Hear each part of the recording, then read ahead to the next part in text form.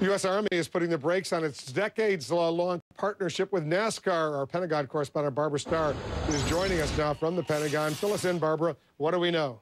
Well, Wolf, it's a big surprise, but the Pentagon thinks NASCAR is now for the old folks. NASCAR has some 75 million fans. The Army says they're just too old. So after 10 years of sponsoring a NASCAR Sprint Cup team, the Army is ending it all, stopping its $8.5 million sponsorship of Ryan Newman's number 39 car. Nowadays, the Army insists only 5% of NASCAR fans are men aged 18 to 34, the target audience for Army recruiters. It was a good investment, not a great investment, and so we made a change.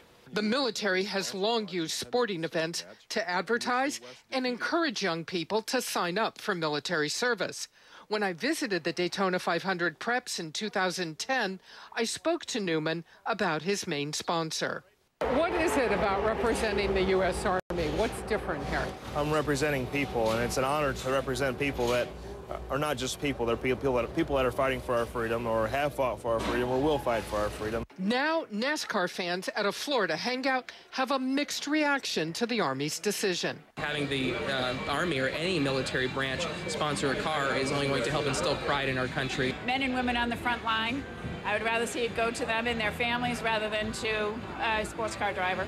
Some in Congress think it's high time to get out of NASCAR in the face of the federal deficit. I started looking at ways in which we could trim the military budget and found out that the sports sponsorship is not an effective recruitment tool. In fact, we've spent millions and millions, tens of millions of dollars, and recruited no one. You know, Wolf, even the Army says they're not sure how many people they really can count as recruits from these sporting events. So many young people, of course, are online today. That's where they see advertising. But they're not totally getting off the track. The Army is going to stick with hot rods. Apparently, that's the racing where most of the young people are. So, Wolf, we got to get out to the dragster track, I guess. I guess we do. So what does all this mean for Dale Earnhardt? Well, that's a great question, because that's the person that so many people follow, of course. And the National Guard, not the Army, the National Guard, says it will continue its NASCAR sponsorship of the very legendary Dale Earnhardt Jr. All right. Thanks very much, Barbara, for that.